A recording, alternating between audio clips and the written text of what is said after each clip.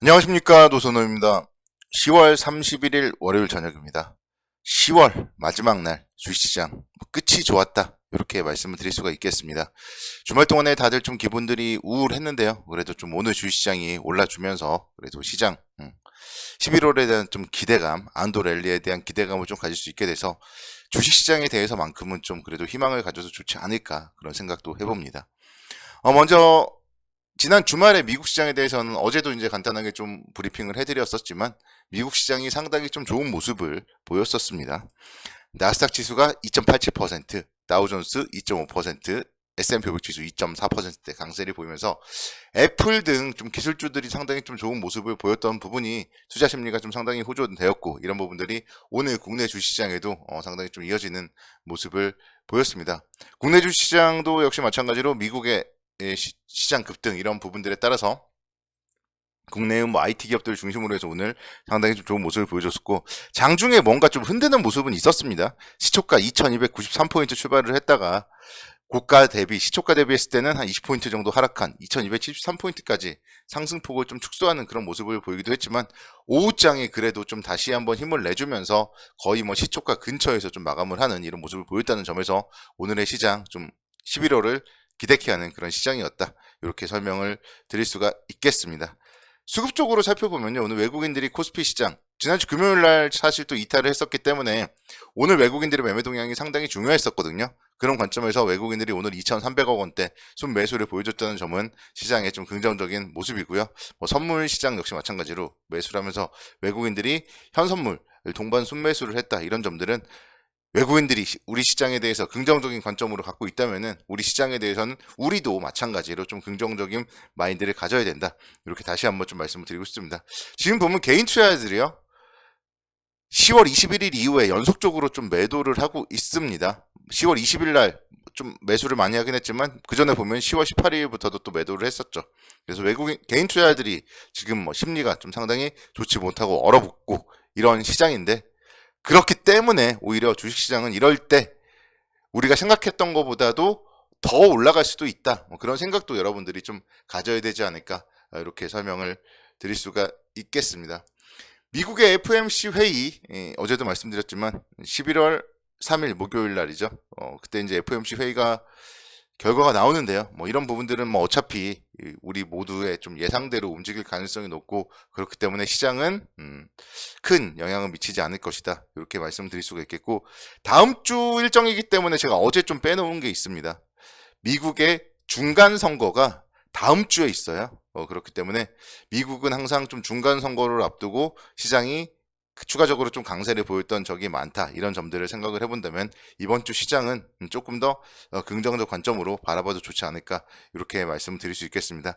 다만 중요한 건 살 기회는 사실 이미 지난 거예요. 살 기회는 지난주, 지지난주, 지금 9월 30일 날부터 지금 꾸준하게 우상향을 하고 있었기 때문에 제가 말씀드렸던 그런 10월 13일 목요일에 장대 음봉이라던가 이런 부분들이 어떻게 보면은 살 기회였죠. 그리고 10월 17일 월요일 날 같은 경우 제가 이제 그때 일요일 날 미국 시장 하락이라던가 이런 부분들을 말씀을 드리면서 좀 매수의 기회다, 이렇게 말씀을 드렸는데 그때가 매수의 기회였던 거고요. 지금은 보유 종목들에 대해서 조금씩 계속적으로 좀 관리를 잘 해야 되고, 이제는 사실 미국 중간 선거나 이런 부분들을 앞두고 상승을 한다면은 61선과 121선 요 정도 라인에서는 한 번 정도는 좀 쉬어갈 수가 있습니다. 그래서 9월 달부터 9월 말부터 지금 반등을 했었기 때문에 안도 랠리는 조금 이어질 수가 있겠지만, 그래도 안도 랠리는 2400포인트 정도에서는 그래도 조금 마무리될 가능성이 높고, 물론 아직은 100포인트가 남았습니다. 그렇지만 100포인트 정도 상승을 했을 때는 쉬어갈 수 있다, 이런 부분들도 우리는 좀 염두를 해 두셔야 되고, 추격 매수는 좀 자제를 해야 된다, 이렇게 말씀을 드릴 수가 있겠습니다. 그렇지만 또 앞서서 말씀드렸듯이 우리가 생각해 하고 있는 것보다는 더 갈 수도 있다, 그런 얘기들도 드릴 수 있겠고요. 그래서 여러분들이 정말 기준을 잘 세우는 게 중요하지 않을까, 이렇게 말씀을 드릴 수가 있겠습니다. 최근에 보면은 중화권 시장이 좀 불안하잖아요. 그런 부분들도 이제 외국인들의 자금이 국내 쪽으로 유입이 될 수 있는 그런 요인 중에 하나이기 때문에 그런 요인들도 좀 긍정적 관점으로 접근을 하면 어떨까, 이렇게 말씀을 드릴 수 있겠습니다. 오늘도 사실은 삼성전자를 빼놓고는 설명을 할 수가 없습니다. 지난 주말에 미국 시장에서도 기술주들이 좀 상당히 좋은 모습을 보였었고, 특히 인텔도 10%대, AMD도 5%대 이런 강세를 보였었기 때문에 이런 부분들이 이제 삼성전자 쪽에 좀 긍정적인 모멘텀으로 작용을 하는 움직임이었고요.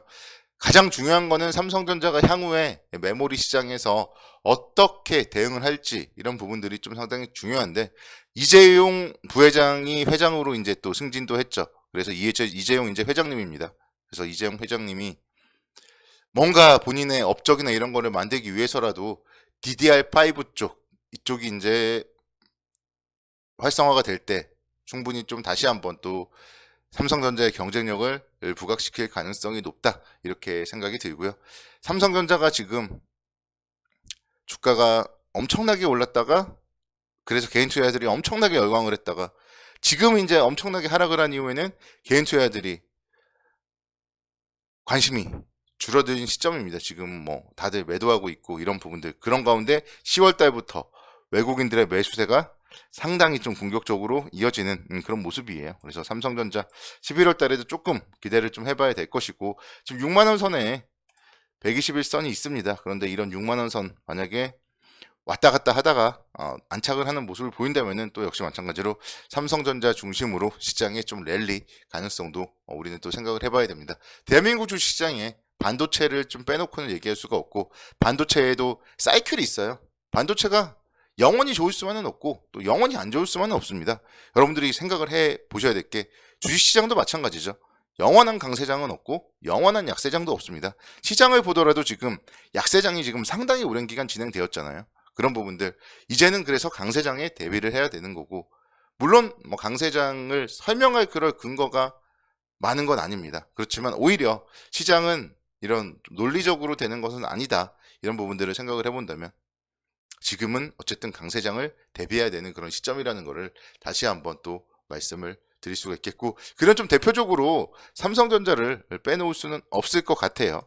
그리고 오늘 네이버가 오랜만에 5.9%대 강세를 기록을 했습니다. 여기서 네이버의 강세, 이 부분에 대해서도 좀 한번 생각을 좀 해볼 필요가 있는데요.